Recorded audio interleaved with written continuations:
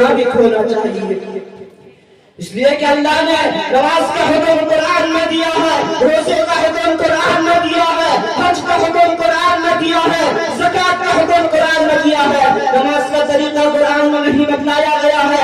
اللہ نے کہا نماز کا حکم میرے جانب سے ہوگا، طریقہ میرے مصطفیٰ کا ہوگا، زکات کا حکم میرا ہوگا، طریقہ میرے مصطفیٰ کا ہوگا، حج کا حکم میرا ہوگا، طریقہ میرے مصطفیٰ کا ہوگا، اعمال صالحہ میں حکم میرا ہوگا، طریقہ میرے محمد مصطفیٰ کا ہوگا۔ اگر ہم رسول اللہ کے طریقے کے مطابق محبت کریں گے، سنت کے مطابق زندگی گزاریں گے، دنیا کی آگ کیا آخرت کی آگ بھی ہمارا ایک بال باقی نہیں ہو پائے گا۔ اسی پر ایک واقعہ بتا کر اپنی باتوں کو ختم کر دوں گا۔ ایک صحابی رسول ہے، ایک صحابی رسول کے پاس ایک دوسرے صحابی مہمان آتے ہیں۔ جب مہمان کے طور پر آتے ہیں، وہ صحابی رسول ان کے سامنے کھانا پیش کرتے ہیں۔ وہ صحابی رسول کھانا تناول فرمانے کے بعد ایک ٹاول دے دیتے ہیں ہاتھ پوچھنے کے لیے۔ ان کی باندھی وہ ٹاول لے کر آتی ہے۔ ٹاول لے کر آنے کے بعد وہ دیکھتے ہیں کہ ٹاول جو ہے میلا ہے، تو باندھی کو ڈانٹتے ہیں، یہ ٹاول لے کر جاؤ، پھر کے لے کے آؤ۔ چنانچہ وہ باندھی اس ٹاول کو لے کر جاتی ہے اور آگ کا بھٹی جل رہا ہے، تندور جل رہا ہے، اس آگ کے تندور میں اس ٹاول کو ڈال دیتی ہے۔ ٹاول کچھ دیر کے بعد صاف ہو جاتا ہے، جلتا نہیں ہے۔ حالانکہ آگ کی صفت یہ ہے کہ اگر اس کے اندر کسی چیز کو ڈالی جائے گی وہ اس کو جلا کر راکھ کر دے گا، لیکن جب ٹاول ڈالا جاتا ہے وہ ٹاول جلتا نہیں ہے۔ وہ باندھی پھر ٹاول کو صاف ہو جانے کے بعد اٹھا کر لا کر دیتی ہے۔ وہ صحابی رسول جو ان کے پاس مہمان آئے تھے ہاتھ پوچھنے کے لیے پیش کرتے ہیں، وہ فرماتے ہیں کیا بات ہے، یہ ٹاول گرم کیوں ہے، کیا وجہ ہے؟ وہ کہتے ہیں یہ ٹاول جو ہے میں نے اس کو صاف کرنے کے لیے تندور میں ڈال دیا تھا۔ اس ٹاول کا واقعہ یہ ہے کہ ایک دفعہ میرے گھر پر میرے آقا و مولا جناب رسول اللہ صلی اللہ علیہ وسلم مہمان کے طور پر آئے تھے۔ آپ کا کھانا تناول فرما لیے۔ کھانا تناول فرمانے کے بعد میں نے وہ ٹاول ہاتھ دھونے کے بعد وہ ٹاول پیش کیا۔ میرے آقا و مولا ہمارے آپ کے آقا امام الانبیاء تاجدار اطہار احمد مجتبی جناب رسول اللہ صلی اللہ علیہ وسلم نے اس ٹاول میں اپنا ہاتھ پوچھ دیے ہیں، ہاتھ صاف کر دیے ہیں۔ وہ صحابی رسول کہتے ہیں جب سے اس ٹاول میں میرے آقا و مولا کا ہاتھ لگا ہے، خدا کی قسم ہم تنور میں اس کو صاف کرنے کے لیے ڈالتے ہیں تو تنور اس ٹاول کے بال بھی لگا نہیں پاتا۔ میرے دوستوں بزرگوں، یہ واقعہ ہمیں یہ پیغام دیتا ہے، یہ میسج دیتا ہے، جس انسان کے اندر نبی کی سنت ہوگی، نبی کی سیرت ہوگی، نبی کا طریقہ ہوگا، دنیا کا آگ تھا، جہنم کی آگ بھی اس کا ایک بال باقی نہیں کر پائے گی۔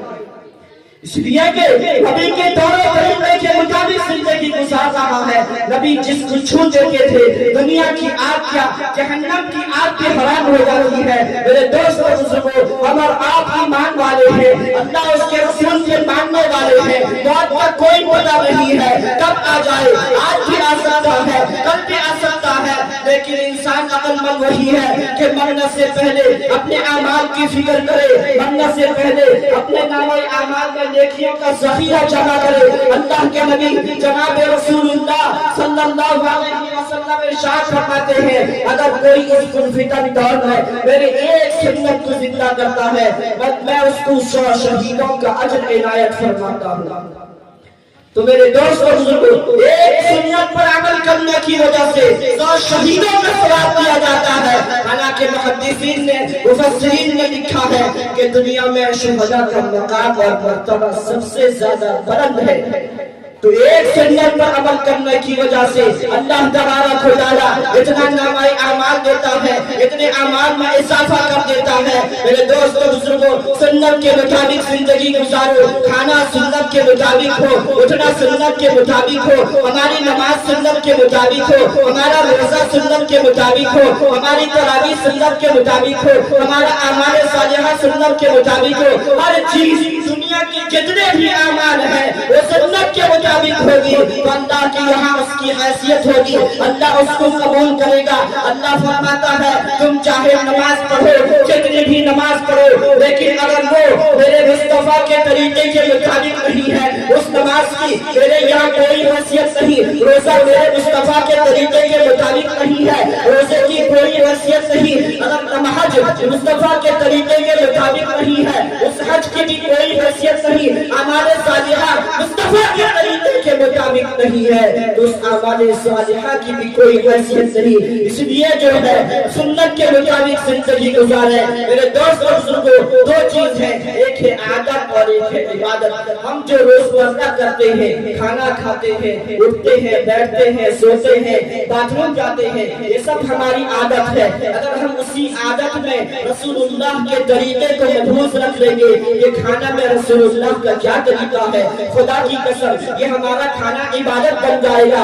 आप वॉशरूम जाते हैं, बैतुल खला जाते हैं, कौन से पैर से जाते हैं, कौन से पैर से निकलते हैं, इसका हम ख्याल नहीं रखते। लेकिन अगर जाने से पहले रसूलुल्लाह के तरीके को देख लेते, रसूलुल्लाह कौन सा कदम अंदर रखते थे, कौन निकलते वक्त कौन सा कदम बाहर निकालते थे, मस्जिद जाते हैं कौन सा कदम अंदर रखना है और निकलते वक्त कौन सा पैर बाहर रखना है। अगर हम छोटी छोटी सी बातों पर अमल करने लगेंगे, खुदा की कसम हमारी पूरी जिंदगी इबादत में गुजर जाएगी। हमारे नामाए अमाल में अल्लाह तबारक व तआला सवाब का ज़ख़ीरा जमा फरमाएगा, जो हम और आप पढ़ने के बाद उसको महसूस करेंगे। बस यही गुजारिश है, वक्त की किल्लत है, हज़रात उलमाए किराम की बड़ी फहरिस्त है। बस मैं यही बात आप हज़रात को ये पैगाम देना चाहता हूँ कि जहाँ रहे, जिस जगह रहे, सुन्नत के मुताबिक जिंदगी गुजारे, सुन्नत को अपनी जिंदगियों में उतारे, इसलिए कि लुत्फ जीने का उसे हासिल नहीं जो नबी के इश्क में कामिल नहीं। बस इसी पर मैं अपनी बातों को खत्म करता हूँ।